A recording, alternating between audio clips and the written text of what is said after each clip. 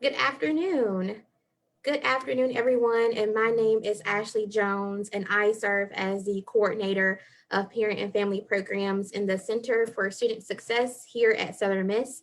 And I would like to begin by thanking you for joining us for our second administrators panel as we discuss the current state of the university in spring 2021 plans. I will serve as your host for today's discussion, and I am joined by university administrators whom at this time will address who they are and state what areas they represent. I'll start. Hi, Ashley. I am Dee Dee Anderson. I'm the Vice President for Student Affairs, and I supervise 14 departments outside of the academic world.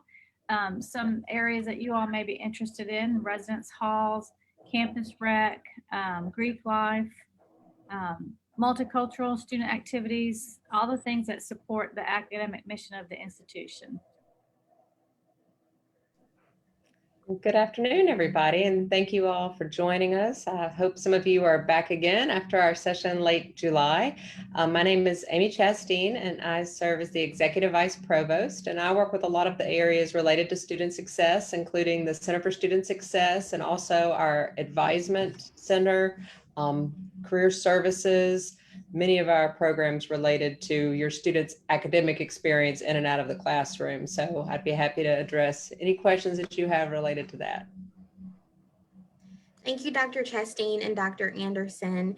In an effort to address as many concerns as possible, parent and family programs collected pre-submitted questions, and so we will address those questions today during our live event. And should time permit, we will address any questions that are provided in the live comment section on Facebook. If we're unable to address those questions today, we will certainly do so, and we will work to do that within the next 48 hours. So for the conservation of time, we're going to go ahead and get started. Dr. Chasteen, some discussions about course format were made shortly before the fall 2020 semester.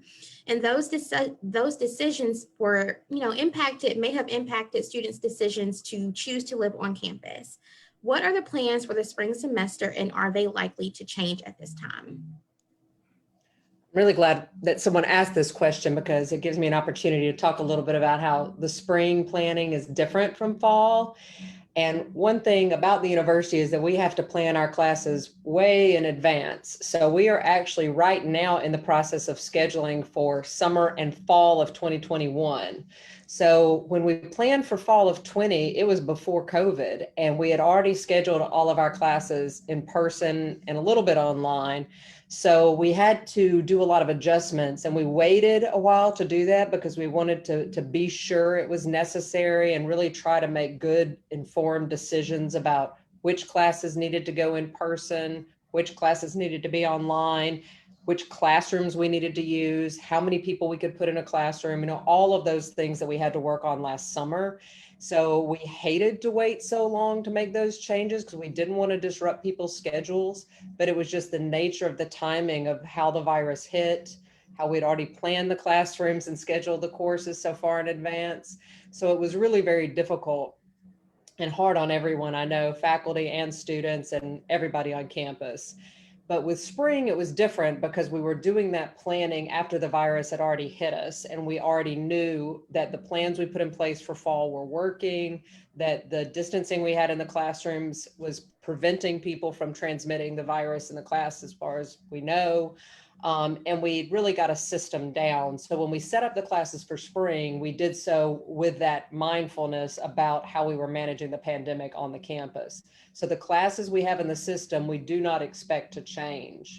There are always things can happen, and we might change a class here or there if something does, but we do expect that the way the classes are in the system in spring will stay that way.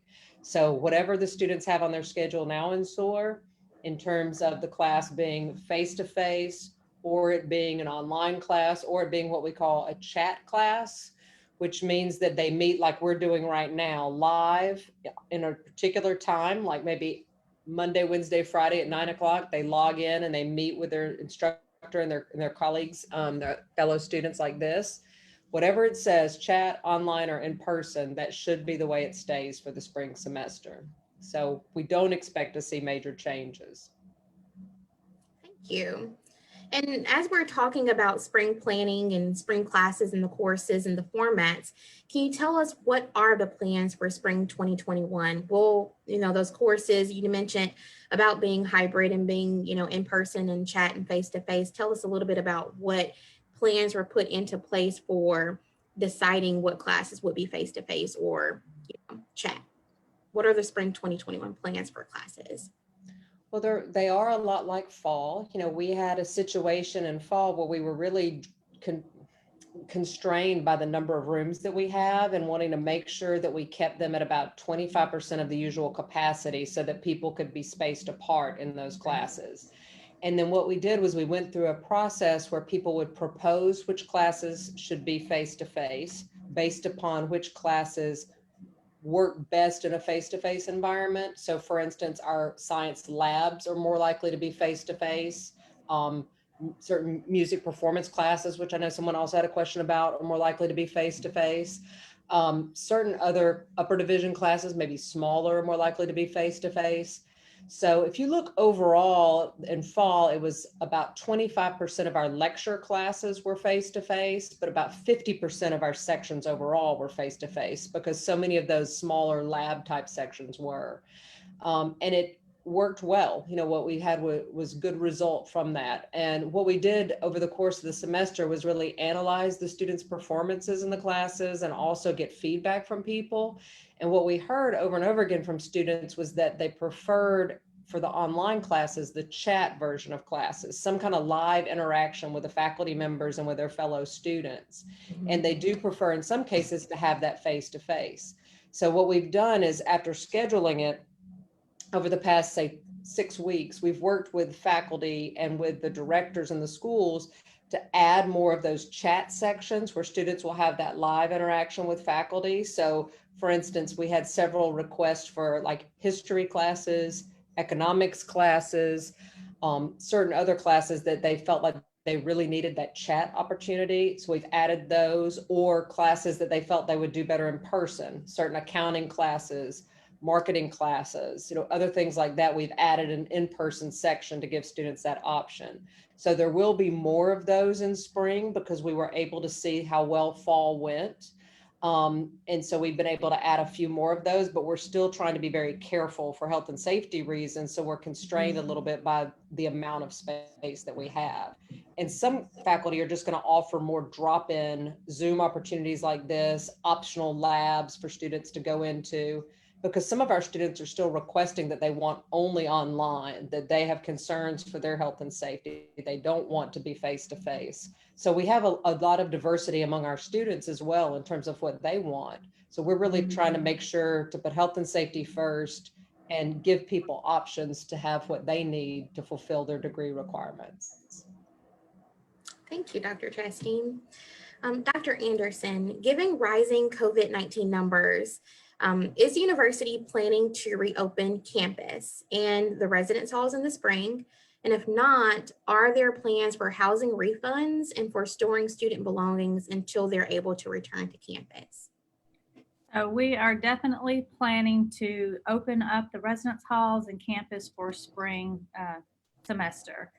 So we've spent a lot of time this semester learning about how to maintain our facilities and clean and preventative type measures. We've also spent a lot of time working on our isolation plans and our testing, and our Moffitt Health Center's done a great job with working with our students on their care during this pandemic. So we feel pretty confident that we can open up the residence halls and we can provide a safe environment for our students. And so we will be doing that, welcoming all of our students back in the spring, and we'll be so happy to see everybody back on campus. This has been a challenging semester for everyone for sure, but we feel confident that we can do this in a safe way. Thank you. And I know that you mentioned, being able to provide the same amounts of things for students in a safe way.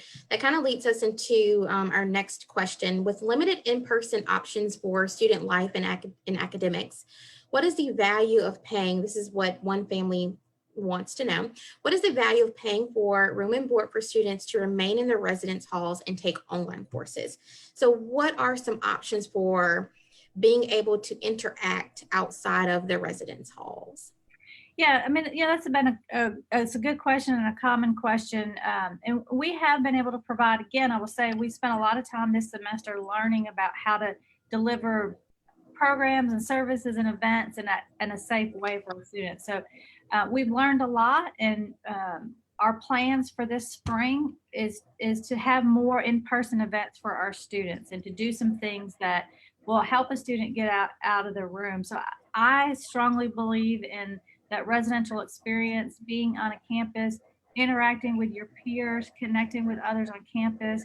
Our numbers and our statistics show us that students who live on campus have higher GPAs, they have a higher retention rate, they have higher graduation rates. So there is a value to being on campus and being with your peers in that learning environment. So some things that we did this past semester that we'll continue to do.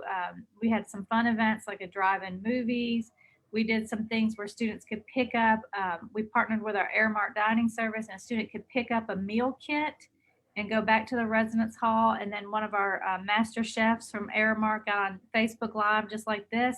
He did a little cooking session, and we had over 800 students participate in that and jump in on that. So we'll continue to do some of those type of online activities, but moving more as numbers hopefully go down and as the vaccine gets into place and we're able to control some things better, our plans are to move more in person when we can. So that may mean that we do smaller events, something with 10 people, but do it 5 times rather than 1 time with 50 people. Right. Or it may mean that we do things outside. So we've done some fun things where, we have students with hula hoops and they can't go outside of their area. Just made some things fun like that. Our honors college has done a great job with pumpkin decorating and craft nights and just setting up different stations outside so students can spread out. So, there's a value to being here on our campus. There's a value to being with your peers. And it's part of that rich experience that you get on a college campus that you can't get while you're at home. And we just have a couple more months that we have to get through this, in total. And so we don't want students to miss a beat. And so we're working really hard to make sure that happens for our students. Certainly. I can certainly attest to seeing the value of programming that has happened socially distanced on campus. Our office, through our first year programs, hosted a drive-in movie of sorts a couple of weeks ago, and it was a complete success. There were, it's amazing to know and to think about how we are able to be innovative in finding ways to meet our students' needs, right? And be there for them in ways that are safe. And so we were able to enjoy a wonderful, scary movie. It was right around Halloween, and students were able to be socially distanced, but still enjoy being with their peers and eat safe, individualized snacks. And so I can definitely attest that there are things that we are doing to be able to still engage students in a safer way. So thank you for clarifying that and making a statement towards that. I was just going to add to that, Ashley, too, and say that I had the opportunity this fall to teach a small class of 32 first-year students. And at the end of the semester, I required them to meet with me and talk to me via Zoom. And I asked them all a variety of questions. But one of the questions I asked them was, were they able to get to know anybody new this semester? Because they are coming to college for the first time in the pandemic. And they all said yes. And these were all students who were living on campus. And I asked them how, and every single one of them said because they lived on campus. And they all had incredible things to say about their RAs, the other students who lived there. And they all said that they made good friends with people on their hall. And I think it's just so interesting. I'm a sociologist. I'm always interested in these sorts of dynamics, but the fact that they are making friends, particularly with people who happen to live with them in the residence hall, I think it's just creating a different kind of sense of community. And I wonder if they had stayed home or if they had, not been on the campus, it would have been different. And many of them found people to study with or other things. So there are benefits. It looks really different this year, and we all really miss the opportunities we had a year or two ago. But I do think that our students have worked really hard and done really well this year. And I've just been so impressed, like Ashley, that movie we were at outside that evening, just watching all the students on campus work so hard to keep distance, to wear their masks, to be safe. And I just am so proud of them and how well we've gotten through this semester. We were all nervous going in at the end of July and not really knowing what the future held, but I think it went better than we could have hoped. And our students just really rose to the occasion. So kudos to them and to all the parents and families out there who supported them in their efforts to stay safe and get through the term. Absolutely. Absolutely. I look forward to the new things that will come in the spring semester. So speaking of fall courses and, in reference to spring courses and how they'll be delivered, will the university offer a reimbursement or a type of credit since so many of the fall courses were offered online?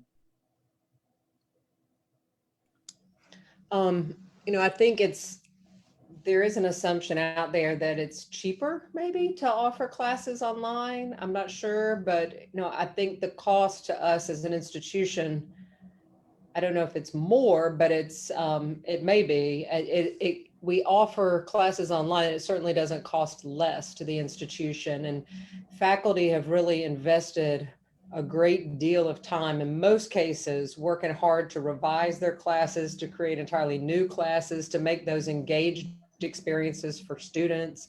And really, we've invested in a lot of new tools and technologies to make it a better experience for students. So our goal is, especially for spring, continuous improvement, right? To make the classes throughout the fall better and better as the semester went on, then to learn what we can from our fall experiences to make spring even better and more or as engaging as the face-to-face classes would be.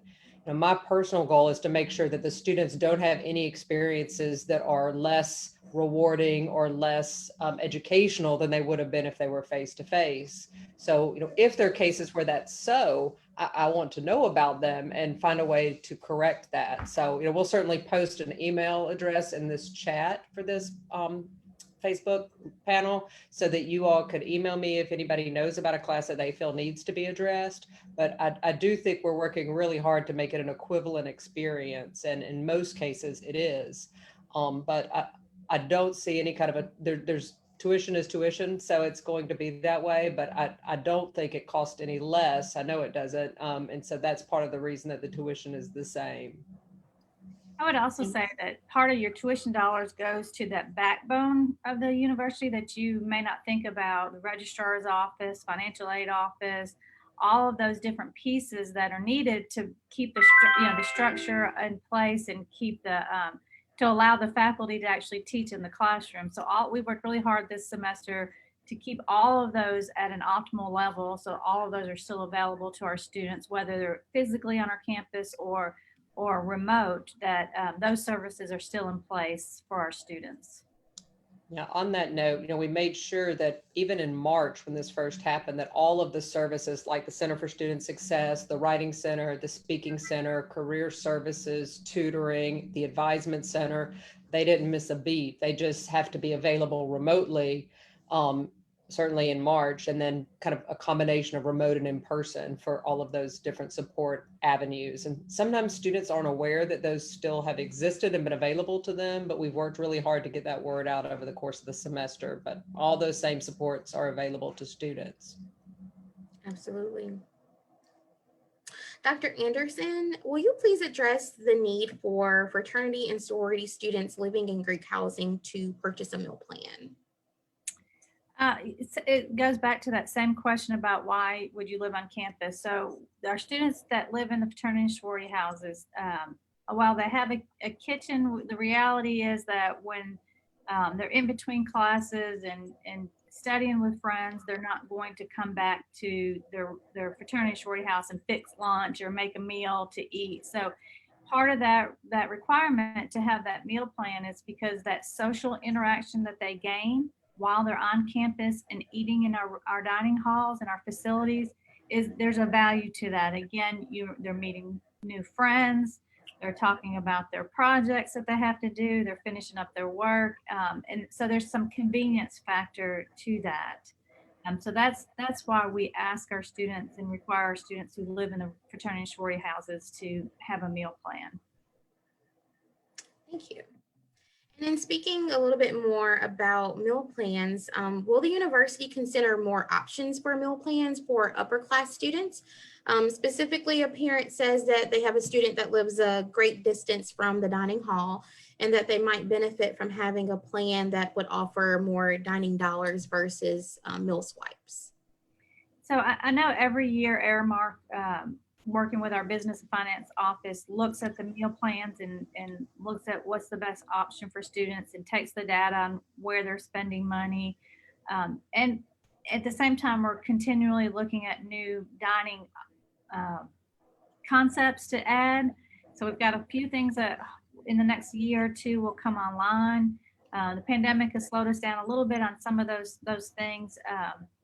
But there's always, we're always willing to take some suggestions. And I know Aramark sends out surveys constantly to students. So they to respond to those and tell us how we're doing in that area and tell us what's working, what's not working, because that's an annual process that we go through to look at the plans and make sure that they're good, right? And that they're serving their purpose.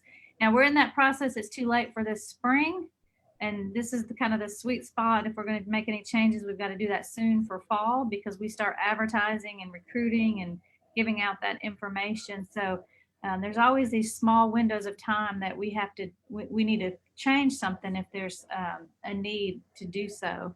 But I will definitely pass that along. But there are a couple different options. So just make sure that you look online at the Aramark dining plan and make sure that you understand the options.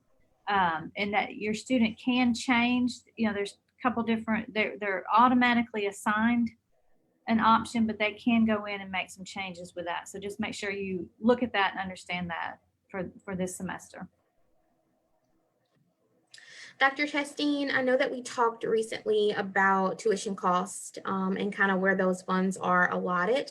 Will there be a reduction in tuition prices and fees since classes are online? And students are required to do a little bit more of independent study and learning.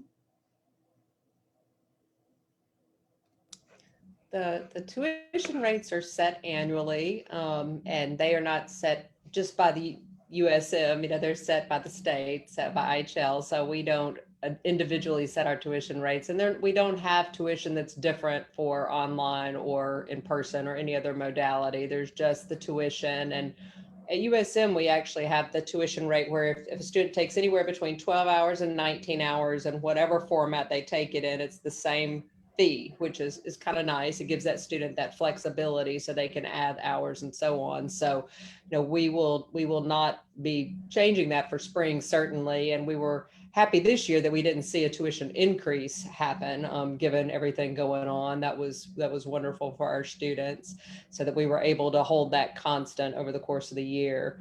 And I think, one thing I encourage students to do is to be sure that they're familiar with all of their options, to echo what Dr. Anderson was saying about the meal plans. Looking at spring semester, we do offer intercession courses, January 4th through 19.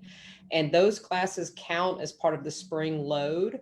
So for instance, if a student is registering for, let's say 15 hours or 12 hours in the spring semester, but probably 15, they could take an intercession course for 3 hours and get another 3 hours credit. And that would still be 18 hours for the whole semester, because it's 3 in the intercession plus 15 in the regular. And that's covered under that umbrella of spring semester tuition, but the student would get that class out of the way and finished before the regular semester started. So if a parent has a student staying with them during the break, now that student probably doesn't have a whole lot to do between January 4th and 19th. I know I have a college student who is 20 years old and she's working a job and so on, but she's used to being in school and working and having classes. So she can take one during that time, you get that class taken care of, and then you start your regular semester. So it's a way of kind of staying ahead or staying on top of your classes, or maybe budgeting your time so you don't take as many during the regular semester. So sometimes students aren't really aware of that option, even though we try to get the word out to them. So please, I encourage you to look at those. We have some great options and great teachers. In general, students tend to perform very well in the intercession, probably because it's very condensed. They do the whole class between January 4th and 19th. They're typically very small classes and relatively small, and the students only do one at a time. So they don't have a lot of classes to manage. They just focus. In particular, we have a math college algebra class. Students do very well in that because it's a good time to just focus on that subject. So I encourage people to think about that and really make the most of their tuition dollars during the course of the semester. And it's interesting that you segued right into intercession courses. That was one of our questions from our families, is will all winter intercession courses be administered online? Right now, they are not all online. I believe we have 28 intercession classes offered, and I believe there's about 8 of them that are not online. I think quite a few of them are clinical courses, however, in some of our clinical professions. So we're going to need, over the next week or so, we'll be taking a look at those and just talking with those who offer them and making sure that that's feasible still, given what we're seeing with the surge in the pandemic.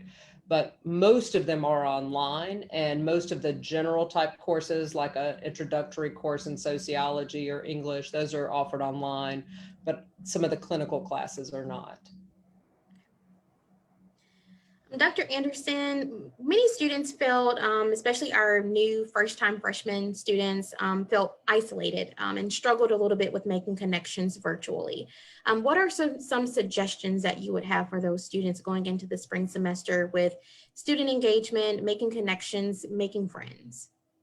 Yeah, and that was probably one of our number one concerns in student affairs, is how will our students be connect to make their peers and other folks on campus. So again, that residential experience is key. So if your student is considering whether or not to continue to live on campus, I would encourage you to have them come back and live on campus. If your student is currently at home, we have plenty of spots on campus if they're interested in coming to campus to move. But if they're truly a commuter student, that is a challenge in normal times. In pandemic times, it's even worse. So I would say use all the resources that we have available. So, your students should be keyed in on social media with the student affairs, Twitter, the leadership and student involvement Twitter accounts and Instagram and all that stuff that students know way more about than we do. Just stay connected to that, because we will have opportunities. There will be things. And so students need to capitalize on those pieces. I have a college freshman as well. And so I know what it's like and the challenges. And, beginning of the semester, when my student was in college, she would call me and say, how do I make friends? And some of it is during this time, we're having to ask our students to be brave and be bold, and I would say, just go up to someone, just start talking to them. Mm-hmm. Get on these, they have group me's, put on your group me. I'm going to the Fresh. Does anybody want to meet me? So there's a little bit of, you have to put yourself out there, and that's scary for a college student. But if you as a parent can really stress to them, everyone else is in the same boat. Like, everyone wants to be here. Everyone wants to make friends. So if you reach out to somebody and, you help make that connection, they're going to latch on. I mean, they're going to love that. So some of it is just being bold and then taking advantage of the resources that we have on our campus. So we will be implementing and doing some new things throughout the semester. So make sure your student stays informed and stays connected in that way. Thank you. And as we're talking about the the living on campus and how it is really helpful for student engagement. Some students and their families are still in the middle of honestly making that decision, making the decision on whether they will return to campus for the spring semester. So one family asks, at what point will they have to make the decision on whether or not their student will live on campus without occupying a penalty fee for having to withdraw from campus housing? Yeah, so if your student is at home right now trying to make that decision and you make the decision to keep that student at home, as long as you don't come to campus and move in, you won't be penalized. If your student comes to campus, moves in, and then decides, then we'll have to prorate your fees based on how long they've been here and some other fees that your student will incur. So you have a little bit of time. As a family, I understand it's a tough decision, and so there's some financial pieces to that for all of our families. So we're being really flexible during this time period because we know that we just don't have the answers, and you as a family may not have the answer right now. So we're working with our families very closely on that and being flexible with you. So if you're in that position and you're trying to figure out what to do, reach out to the housing office and let them know, and they can help guide you through that process. And just let us know what's going on so we can help you with that. Dr. Chasteen, this question comes from a family member, and it is a little bit more specific. So it may be that we have to look a little bit into the specific answer. But for this student, they wanted to know if their lab courses and performance classes for, in particular, music would be offered for face-to-face in the spring. That may be a case where people need to email me, and I will post the email address, but it's academic.affairs@usm.edu. And if your student wants to email me directly and give me their ID number, we can look up and talk about their specific courses. But in general, with regard to lab classes, a lot of our labs were in person in fall and will be in spring, but not 100% of them. We do have at Southern Miss a fully online student population before COVID, unrelated to COVID, just students who live, military, they live abroad, they live around the country, and they take classes here at Southern Miss. And we have about 2,800 of those students. So we do offer all of our classes that are lab classes online, and we have been offering them online for that population. So there will be and continue to be online labs. But we offer most of our science labs in person as well. So that will be the case, that we have a mixture of online and in person for the science labs. For music performance, all the performance classes are in person. So when you're talking about things like choir or, ensembles, they are offered in person. Now the individual lessons, one-on-one, are a mixture of in-person and online, depending upon the instrument and the instructor. So I would have to look at the particular student to figure out what's going on. But the larger music performance classes were all in person this fall. So I'd be happy to look at an individual student and kind of talk to that student and drill in a little bit and get an advisor to work with them on that. So feel free to just message me. Awesome. And we will make sure that email address is put in the comment section on Facebook as well. Thank you. I say that the music class is a perfect example of how the university's been really creative in utilizing all of our resources. So typically that's in a classroom, and my office is in the student union. And so we've had music choral classes in this building so that students can spread out. So I've had the pleasure this semester of getting to hear our students practice and perform, whereas typically we wouldn't hear that because they'd be in a classroom setting. See, I didn't know where the choral performances were. I hear the brass performances. I'm in the dome, the main administration building, and my office overlooks the beautiful front of campus with the flags and the fountain. But around this area, a lot of the brass performances and the brass ensembles and individuals come and practice out here. So often in the afternoon, I get to hear music as well. So I think the whole campus has been a little livelier with the music performance practices, and also in front of Bennett Auditorium. Absolutely. Dr. Anderson, Dr. Chasteen, when will students know what courses are offered for the summer sessions? Definitively March 1st. That's when the SOAR schedule of classes for summer and fall will open for the students to view, and we will have open registration beginning. I'd have to look it up to be sure, but I believe it's the 7th or 8th.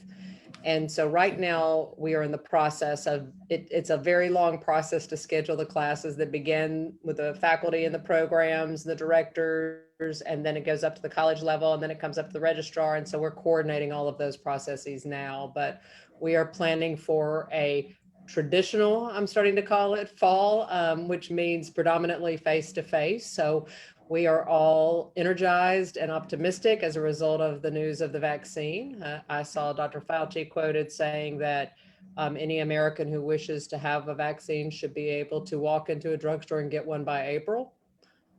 I'm hoping that is true. But based on the optimism we're seeing in multiple news reports and various medical outlets, we are planning for that return in fall, and we are scheduling accordingly. So we're excited to have that more traditional experience for our students, both the new first years and our first years this year, who will be returning in a different way in fall of 21. Dr. Anderson, one of our families states that she is currently paying full price for her students, her daughter's sorority fees, and that she's noticed that some of the other schools in the state are still active with social functions, such as date parties and swaps. She's wanting to know if her daughter will be able to participate in these types of activities in the spring semester, which will be her daughter's last semester on campus. So I heard that same information, and I actually, again, have a daughter and freshman at another institution in a sorority. So I can tell you that at that particular institution in the state, they have not been doing anything different than we've been doing. Now, until towards the end of the semester, the difference has been, there have been a couple of our sister institutions in the state who have done some testing programs. So, for example, my daughter's sorority did a seniors banquet where they sat down. So it wasn't like a typical party that you think about with this fraternity and sorority. So they've done a few of those events to see if they could, how that would work in the COVID world that we live in. But the really big difference is that Southern Miss is in Forest and Lamar County. And so Forest County has been under different restrictions and guidelines than counties and other schools in other counties. So that's mandated by the governor on whether or not we wear a mask, and our county has a mask mandate in place. And so our numbers of people that can be at events are smaller than some of our other sister institutions. And so we have been more limited based on the governor's guidelines and some of our other partners. So we're hopeful that the numbers will get under control and that the vaccine will start to, going out to the general public, and that we can start having events. So hopeful that I asked I started hearing the same things. This question you're asking me, I started having a lot of students say, well, why can they do it and we can't? So I pulled together our fraternity and sorority life staff, and I said, reach out to our sister institutions, find out how they're doing this, if they're doing this. And then I want you all to reach out to every one of our chapters, the presidents, and start planning an event or two for spring, and plan it in a way that we can do it successfully with COVID, and we can keep our students healthy and safe. So that work has started happening, and when students come back in January, we'll be able to implement some of those things. So each group will choose what they want to do. So it may be that a group decides to do, the chili cook-off and figure out a way to do that safely. But we have had some events throughout the semester. We've had some groups do big little reveals with smaller groups. Our SAEs did a community service project with our DeBard school. So we've done some things, but they've been smaller scale events because of our limitations placed on the county by the governor. Thank you. Thank you for clarifying that for us.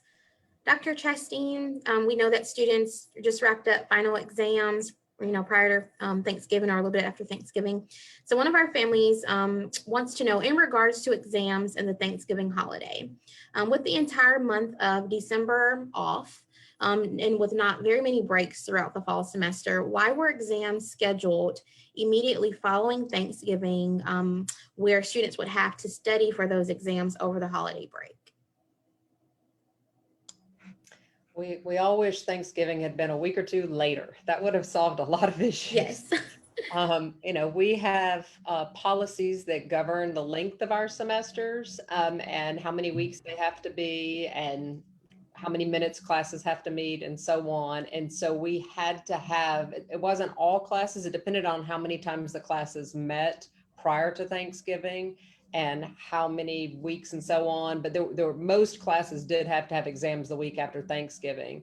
And that's always the case every fall semester. So that part wasn't unusual. What was unusual was that we're in COVID and we also had to have them virtual. So some were able to have the exams prior to Thanksgiving. Some couldn't, just because we hadn't had enough meetings or weeks in the term before Thanksgiving to meet our requirements for what we have to do as an institution. However, for spring, we don't have that situation because we don't have a major holiday right at the end of the semester. So we will not have those disruptions. We also, to the question, you mentioned hadn't had many breaks, and that was one of the biggest concerns we heard from students over the course of fall. So in developing the calendar for spring, we were able to add in a couple of breaks. Now, not much, not long breaks, but to add in a Friday about once a month. So we already had a Friday in April off, the Friday before Easter. And so we also added in one on February 19th and March 19th.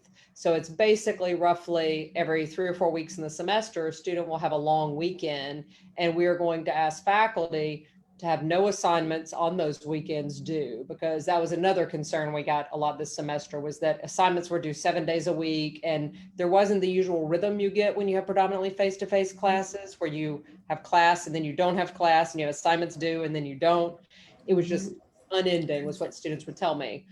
And so I think for faculty and for students alike, not having any assignments on those 3-day weekends, plus not having them do the Monday morning after, would give a bit of a cushion. And we really want to work with our students, and parents and families, please help us with this, to take a true break on those weekends. That we all need that time to just unplug and reboot a little bit, because that'll give them the energy to revisit their classes the following week in a fresher way. I think people all got a little overwhelmed and burned out a bit this semester, and we learned from that. So we're looking forward to a different rhythm in spring. Thank you. Dr. Anderson, we talked a little bit about in our earlier conversation regarding the COVID-19 vaccine. Will the COVID-19 vaccine be available on campus? And if so, will it be mandatory for all students to receive it?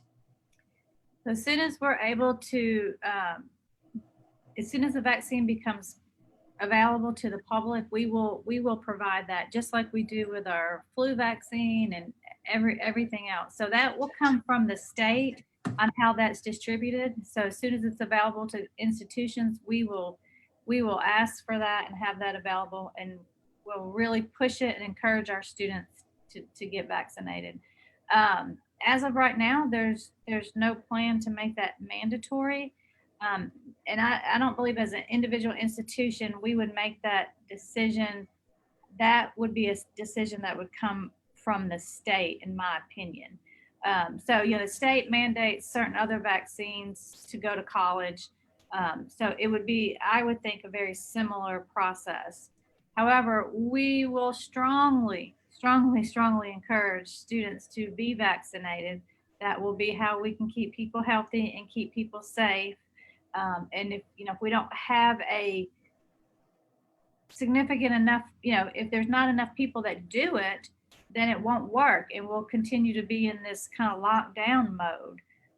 So in order for us to be able to go back to that traditional fall of 2021 and to be, full on, like we want, we need people to get vaccinated.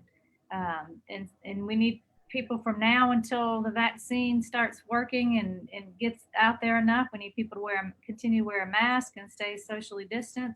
And then we need people to get the vaccine and utilize all the resources that we have from a health perspective to get this under control and to get us back to a productive, normal fall of 2021. So that's the reality of it. If people choose not to do that, we're going to still be stuck in this pandemic mode. And so we will definitely encourage and ask all of our students to do that. And our faculty and staff. I'm going to be first in line. I'm going to be like, give it to me as soon as it's available. I'm ready. So yeah, and we would not support that if our we have great doctors at our Moffitt Health Center who are incredibly knowledgeable, who talk often with Dr. Dobbs and Dr. Byers at the state level. And so we would not support that nor push that if we didn't feel like it was a safe and viable option for our students to do. So we feel confident that when we have it available, it'll be safe. And I just have to give a shout out to the Moffitt Health Center folks. You know, they have just worked so hard throughout this whole season, and Dr. Roberts and her leadership and everyone else there has just been phenomenal. And I've gotten tested a couple of times myself, just proactively, and I think a lot of other people I know have as well. And they have been just incredibly kind, and the place is run so well. And I just think it's a great experience to go in there if you need anything. So I've been taking my kids there since they were 14 years old, and I think we're very lucky to have it. So I just want to express my appreciation and tell parents and families on this call that they can rest assured we're lucky to have their students in good hands. And we still have, so if your student wants to be tested, we have a rapid test that results within 20 minutes to 30 minutes. Then we have the PCR, which typically we've been able to turn around in a 24-hour time period. And we also have an antibody, which is blood work, which is turnaround in a day. So I would encourage you to, when your student comes back to campus, to have them utilize those testing resources. I made my daughter, she was mad at me. I made her do the blood work test when she came back because she didn't want to do it because that's not a fun thing to do. But she found out she had the antibodies. So that gave us some information that we would not have otherwise known. So if your student calls you at any point and says, I really just kind of don't feel good, send them over there. The tests I've done it as well twice for surveillance reasons, and then at one time with a potential exposure. And it is not, everybody talks about the swab up your nose, it is just not that bad. So that they can live, they can survive getting swabbed in order to help keep our entire community safe. So make sure that they understand that those resources are available to them and encourage them to use those resources. Thank you. Dr. Chasteen, I know we mentioned, we talked a little bit earlier about tuition cost and how tuition costs are made and, them being the same, and there was not an increase. We did have a parent that mentioned in the live comment sections that she noticed that there was an increase in potential fees. And then we had a pre-submitted question that talked about a tuition increase or increase in fees, or having to pay for, I think it was like a proctor, to being able to have an online exam proctor. Can you talk a little bit about what those fees are or why they may have saw some increase in some way? Sure. And that also may be one of those where I could look at the individual student if the student wants to reach out, and every student's case will be a little bit different, which is complicated to go through, but it depends upon what classes the student takes, because different courses have different kinds of fees associated with them depending upon the nature of the class and what materials are associated with the class and various other things. So some courses do have fees attached, and you will see that depending upon what classes you register for. When you get your bill, it'll say on there what the course fee is for. If it's for a chemistry class or if it's for a music class, it'll say that, and you'll be able to see. And those are processes that we review regularly to see what are the course fees, and people have to justify them and all of that, and then we can adapt and adjust them as needed. The proctoring fees have to do with, it depends upon how they're being proctored. Basically, if they are proctored on campus, which was happening earlier in the semester, we have an office that does manage that. And it's actually a little bit complicated to set up all the proctoring, especially if the student is doing the proctoring in another location. And we have to set that all up in the system and communicate with the proctoring site and all of that. So there's a $10 fee for all of that processing and all of that communication and work. Some students probably had proctoring through a platform called Examity, which is one we've worked with. And that may have had a fee associated with it. It does have a fee. What the fee is depends upon what kind of proctoring they do, in short. Sometimes it's a live person watching them. Sometimes it is a computer program that watches them, and that's a little bit cheaper. I think that's $6 a test. But all of those are done at the instructor's choice. It should be in the syllabus at the beginning of the semester, and some instructors require a proctored test, some don't. So it's not a universal fee that everyone experiences. It's just going to depend upon the classes that they take. And instructors like to do the proctored test just to have someone watching the students take the test, in essence.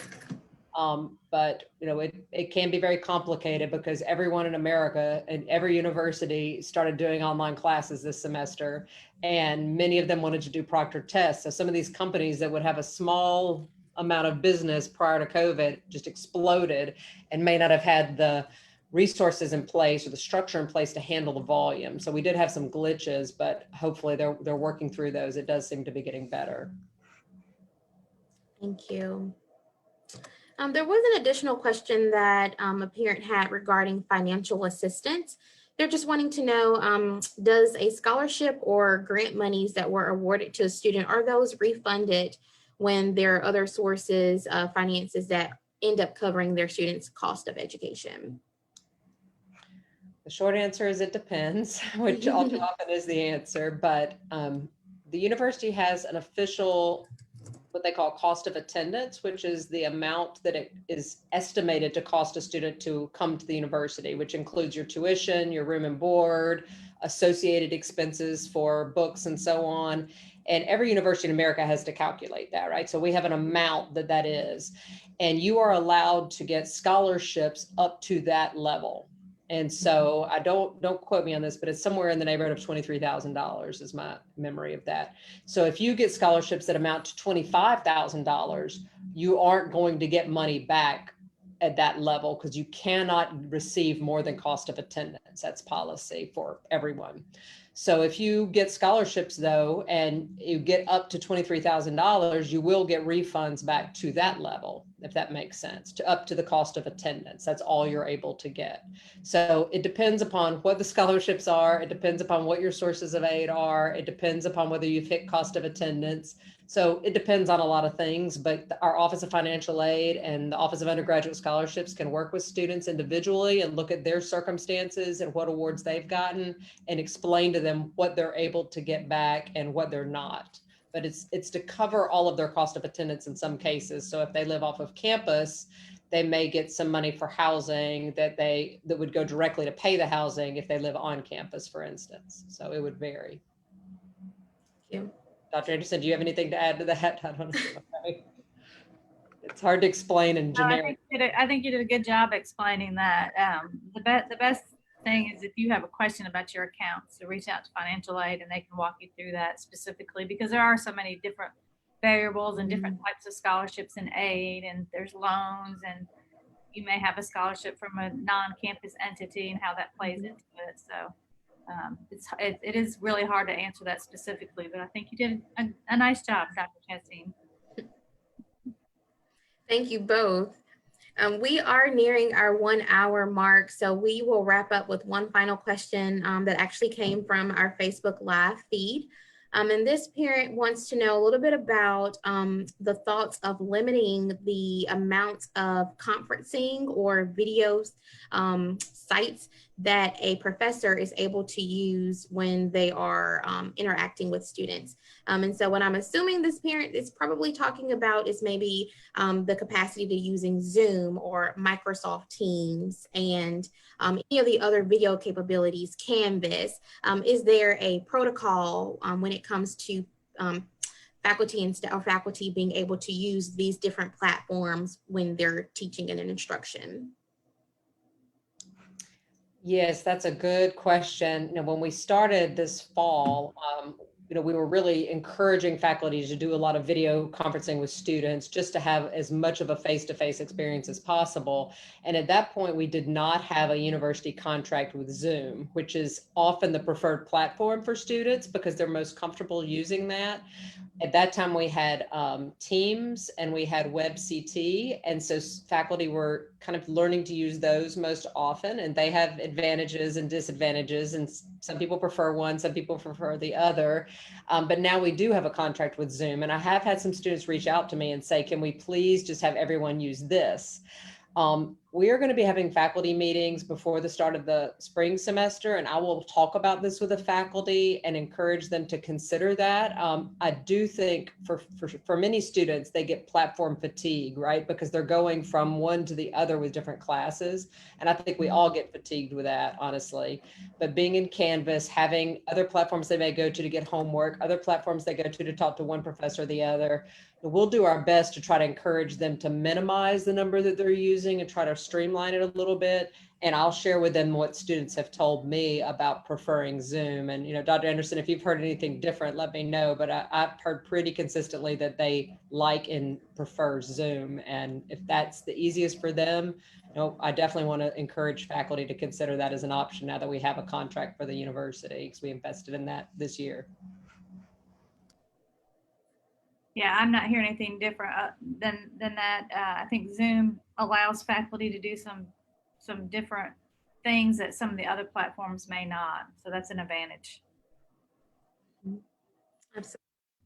Well, thank you very much. Those are our questions for our live event today. Thank you again, Dr. Chasteen and Dr. Anderson, for joining us to address the current state of the university and our spring 2021 plans.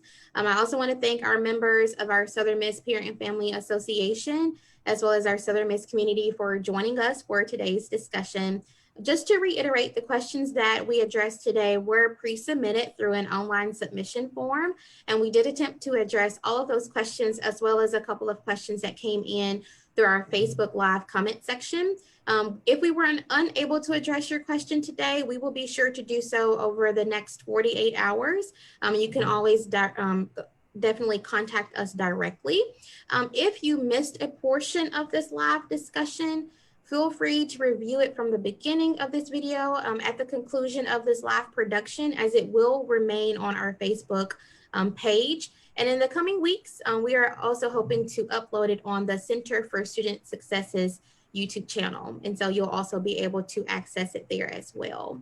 Additional information regarding policies and procedures and plans for the 2021 semester can be located on the Southern Miss's website. And you go to the Southern Miss's website and just searching Flight Path 2020-2021.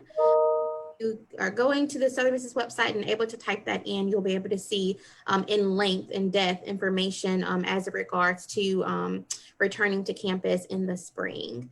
Again, thank you for joining us today. Families, please rely on the Southern Miss Parent and Family Association.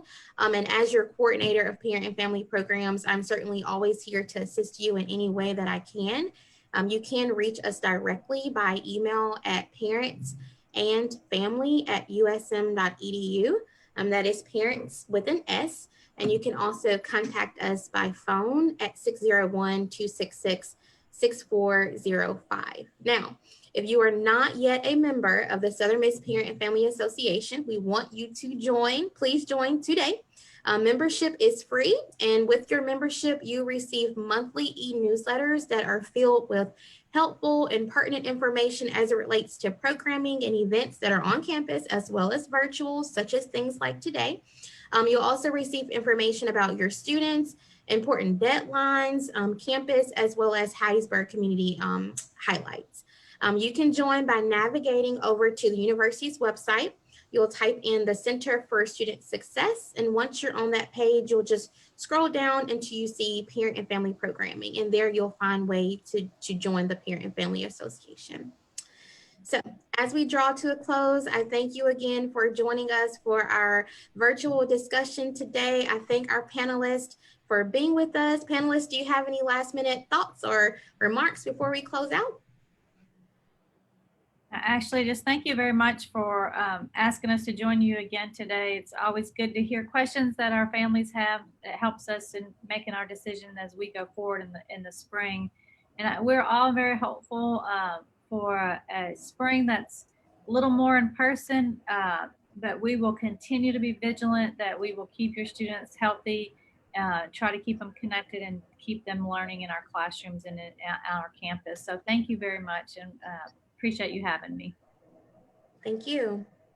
Thank you very much, Ashley. I appreciate your leadership and coordination of all of this. And thank you so much, parents and families, for joining us today. We are indeed hopeful about the spring and hopeful about 2021 in general. It's been a long 2020 for everyone, but rest assured that Dr. Anderson and I and everyone else at the Southern Miss community is working really hard to keep students healthy and safe and continuing to learn here at Southern Miss. So thank you for your support and your patience, and please do communicate with us because we do sincerely want to hear from you, and we appreciate all the input that you're able to offer. So thank you. Thank you both very much. So as we close, I will ask Dr. Chasteen and Dr. Anderson to join me in our infamous traditional closing at Southern Miss. And it goes like this: Southern Miss to the top. Have a great day, everyone. Thanks, Ashley. Bye. Thank you. Bye-bye.